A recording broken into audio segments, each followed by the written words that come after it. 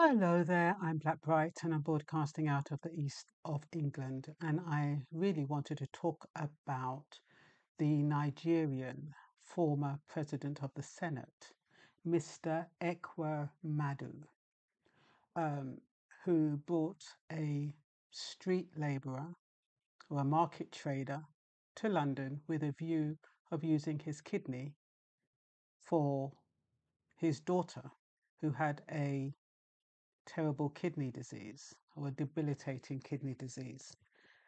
Now, what's the difference between an organ donation and organ harvesting? Organ harvesting is what he's been prosecuted for and what he's doing time for. They haven't sentenced him yet, so I don't know how long he's going to get, along with his wife and a doctor who all planned to perform this operation. I don't know how they plan to perform it on the unsuspecting market trader. Now, if they'd said to that market trader, look, my daughter has a really bad illness. Are you willing to donate your kidney? That would have been a totally different thing.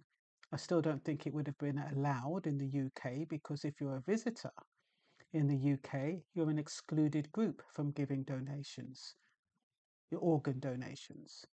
So he wouldn't have qualified anyway. So I don't know how they expected to get around it. Difference between organ harvesting is because Mr. Ekwe Madu never had any intention of telling the young man that he had brought him over from Nigeria for the sole purpose of using his organ. Now that is called organ harvesting. When the NHS have a scheme so you can donate your organ when you die. Now, if you don't opt out, you're assumed to agree to to wanting to donate your organ. So anybody who dies and who hasn't opted out of donating their organs will be donated for whatever reason. But so it will be as though you are agreeing to have your to donate your organ. Now that could be in effect organ harvesting in a different way, because if you haven't opted out of having your organs donated, the fact that you lack knowledge of that means that you are agreeing. So it would have been similar to the market trader. He hadn't opted out. He didn't know that that was the purpose he had been brought into the country.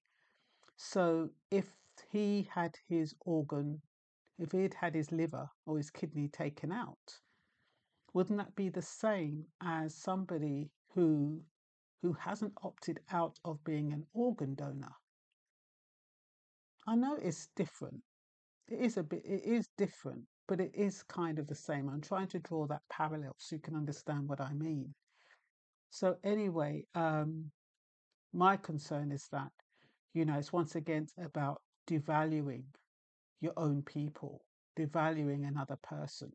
What gives you the right as a former president to deem that the market trader's kidney is less valuable than your daughter's? You know, it's the arrogance of people, the perception that certain people shouldn't be entitled to certain things. Is he saying that market trader isn't entitled to keep his kidney, but his daughter, because she's a daughter of a president or a former president, she has more right or more entitlement to it? So there's a lot of things going on, but he's been found out, and apparently it's the first in history where organ harvesting, well, I guess they've actually found somebody, has happened in the UK, happened in London. So sentencing is still going ahead, and I guess it's because they don't have a precedent. They're not quite sure how to deal with this. Um, yeah, I think you have to be really careful. People who are outside England and somebody offers you the life of Riley in England, be careful, because it's not the life of Riley for illegal immigrants. I don't know under what guise they brought that market trader over, whether he was a guest, whether he was sponsored, I don't know what, but apparently he disclosed that he'd been cruelly treated. He was more or less treated like a slave. He wasn't even treated well. So not only was they not treating him well, but they were also intending to take his kidney. And a lot of times, these human traffickers or whatever you want to call them, or organ harvesters, they make you feel beholden to them. They make you feel guilty. And then then they say, oh, look, we want to use your kidney or we want to use some part of your body. It's not right. If you're managing, even if you're struggling, but if you're managing in the country of origin, don't let anybody persuade you to come to the UK.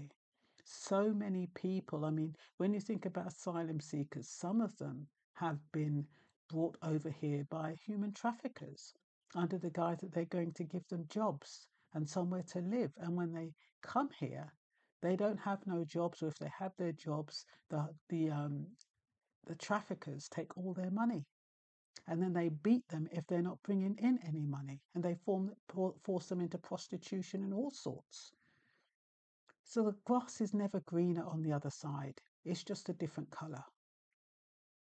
And that means you might get the same thing, the same treatment, the same level of, I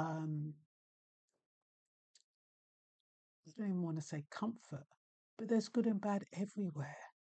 And for people who are not legal in the UK, you can't get a job, you can't open up a bank account, you can't get a driving license. The days of trying to marry someone to stay in the country are long gone. So what are you going to do? You can't get no health insurance. You can't get nowhere to live because people are not allowed to rent out to illegal immigrants. So you're screwed. And then you usually don't have enough money to go back to your country. So this is all about this Mr. Ekweremadu, who, like I said, brought over a young man, I think he was 26 or 27, to the UK with the intent of using his kidney. What a damn cheat, though. What right do you have to decide that you are going to pick somebody and then you pick a market trader as though he's the lowest of the low, as if to say his life doesn't matter? And goodness knows if they'd killed him in the process, he'd probably go undetected. We don't know that. But like I said, there is a difference between organ harvesting, where a group of people set out to find people just for the sole purpose of using their organs and selling them. It was rampant in Jamaica one time. I haven't heard so much about it now, but it's happening all over the world, where people are being killed or whatever they do to them, are tortured for their organs, and then their organs are sold on the black market. That's organ harvesting. Like I said, organ donation is when you volunteer your organs when you die, or even when you're alive if you're up to it. But it's usually after you die. You agree for your organs to be used for medical research or whatever, or to help someone's life. But like I said, if you haven't opted out of donating your organs, supposing you have a religion where you do not want your body, you want your body to remain intact, and you don't want no organs removed, then you would have to go on the NHS website and opt out of donating your organs. But other than that, if you die tomorrow, your organs are up for grabs. And that's all I've got to say for now. Bye bye.